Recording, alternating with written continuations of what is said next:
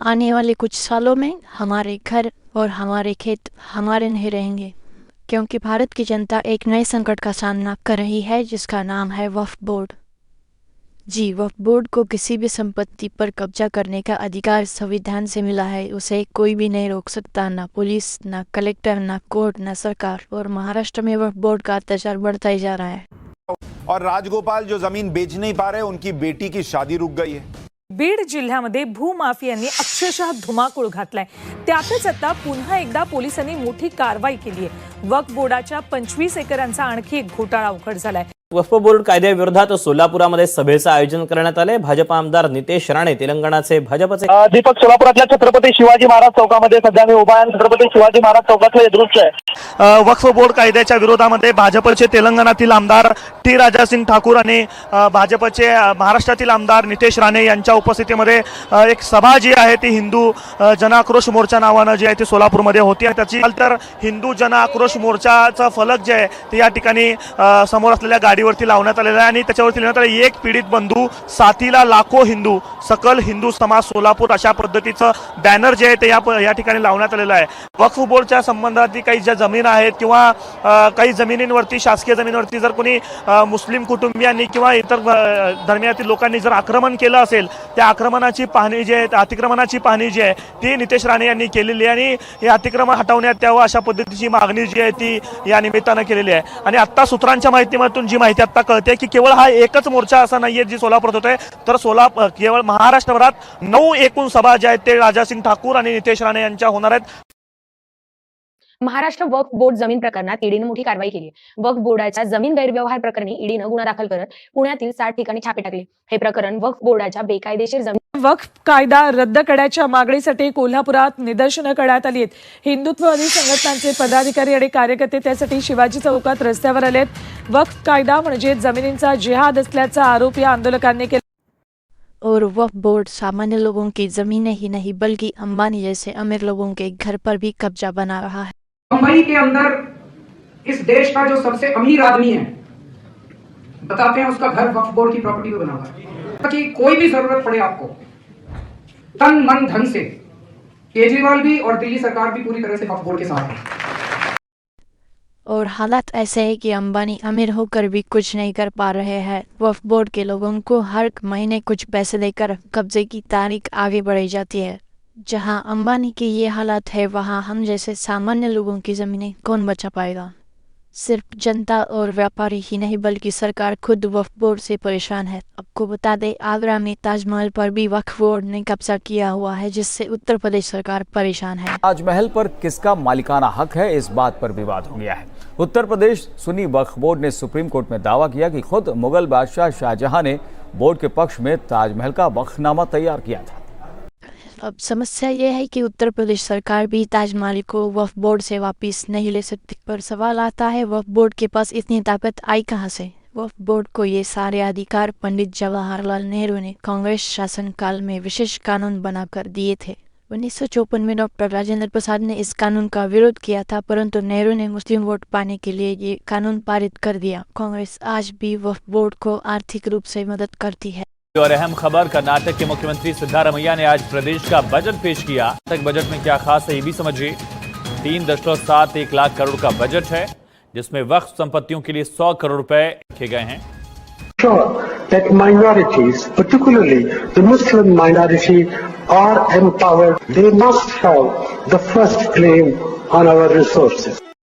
यहाँ मनमोहन सिंह साफ साफ कह रहा है कि देश की पूरी संपत्ति पर पहला हक सिर्फ मुसलमानों का है। तो पूरे देश पर सिर्फ मुसलमानों का ही अधिकार है, तो क्या ये देश हमारा नहीं है। कांग्रेस ने हमारी जमीन और संपत्ति छीनने का षड्यंत्र रचा है। The Muslim minority are empowered. They must have the first claim on our resources. बस इतना ही नहीं, भारत के लाखों किसानों की जमीन वक्फ बोर्ड ने हड़प ली है। कब्जा की हुई जमीन कितनी है, वक्फ बोर्ड के अधिकारी खुद बता रहे हैं। दुनिया में वक्फ के जो मेन हब्स माने जाते हैं वो हिंदुस्तान, पाकिस्तान, टर्की और सीरिया, फलस्तीन और मक्का, मदीना, ये मेन हब्स माने जाते हैं। उसमें सबसे पहला नंबर हिंदुस्तान का है, जहां सबसे ज्यादा जायदादें वक्फ की हैं। सच्चर कमेटी ने रिपोर्ट में मौजूद है कि जो एस्टिमेशन किया है वक्फ की जायदादों का, वो 60 लाख एकड़ है। 6 मिलियन एकर्स यानी 24,280 स्क्वायर किलोमीटर की जायदाद है हिंदुस्तान में। 24,280 स्क्वायर किलोमीटर, ये कितना बड़ा रकबा है आप अंदाजा इसका इससे लगा लीजिए कि जो केरला है, केरला का रकबा 38,863 स्क्वायर किलोमीटर है। 60 लाख एकड़ और 24,280 स्क्वायर किलोमीटर। जाहिर है कि बहुत सी जायदादें तो खत्म भी हो गई हैं। उन्होंने सच्चर कमेटी के जमाने में जो रिकॉर्ड्स उनके पास अवेलेबल थे उसकी बुनियाद पर एस्टिमेशन किया है, तो केरला का रकबा 38,863 स्क्वायर किलोमीटर है। तकरीबन आधा पंजाब ये हिंदुस्तान में वक्फ की जायदादें। दुनिया तमिलनाडु के त्रिची जिले में ऐसा ही एक मामला सामने आया। ऐसा गांव है कि ये पूरा गांव ही वक्फ संपत्ति घोषित हो चुका, पूरा गांव, यानी इस गांव का कोई निवासी अपनी ही संपत्ति बेच नहीं सकता। इस गांव में राजगोपाल नाम के एक शख्स ने अपनी 1 एकड़ जमीन बेचने का फैसला किया। जमीन की रजिस्ट्री के लिए जब वो रजिस्ट्रार ऑफिस पहुंचा तो पता चला कि जमीन वक्फ हो चुकी बॉस, और उसका मालिकाना हक तो वक्फ बोर्ड के पास है। जमीन बेचने के लिए वक्फ बोर्ड चेन्नई से एनओसी लेना होगा। राजगोपाल का दावा है कि उन्होंने रजिस्ट्रार से पूछा कि अपनी ही जमीन बेचने के लिए वक्फ बोर्ड से एनओसी लेने की क्या जरूरत है।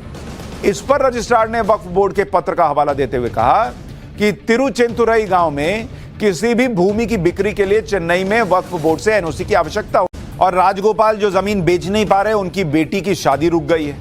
गांव वाले भी इस बात से हैरान है कि पीढ़ियों से जिस जमीन पर वो खेती कर रहे हैं, जिस जमीन का मालिकाना हक उनके पास है, वो वक्फ की संपत्ति अचानक हुआ कैसे।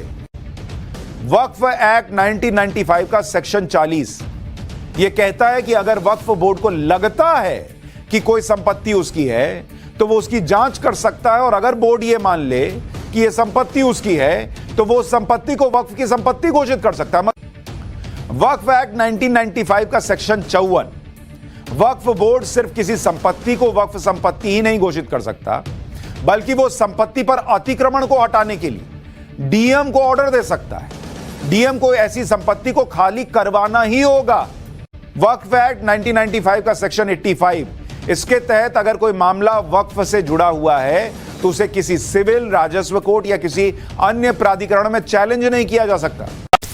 आज़ादी के बाद से लेकर के और 2014 तक कांग्रेस जब तक सत्ता में रही तो उसने एक नहीं अनेक ऐसे कानून बनाए जो बहुसंख्यक समाज के ऊपर हमला करते हैं, और वो काम केवल उन्होंने वोट के लिए किया, अल्पसंख्यक समाज के वोट के। वक्फ बोर्ड में 5 मुसलमान होते हैं, 5 मेंबर मुसलमान होते हैं, 2 उनके सर्वेयर वो भी मुसलमान होते हैं। सर्वेयर और कार्य अधिकारी ने कहीं किसी संपत्ति पे जाके ये कह दिया कि ये संपत्ति हमारी है, तो वो संपत्ति उनकी कैसे, ये उनको सबूत देने की ज़रूरत नहीं है, जो मालिक है उसको सबूत देना पड़ेगा। और दूसरे उसमें प्रावधान है कि किसी भी कोर्ट में उसको चैलेंज नहीं किया जा सकता। पीड़ित समाज की मांग है कि सरकार जल्द से जल्द इस वक्फ बोर्ड कानून को रद्द कर दे। आपको बता दें कि वक्फ बोर्ड कानून रद्द करना संभव है, परंतु इसके लिए 370 जैसा बड़ा कदम उठाना पड़ सकता है।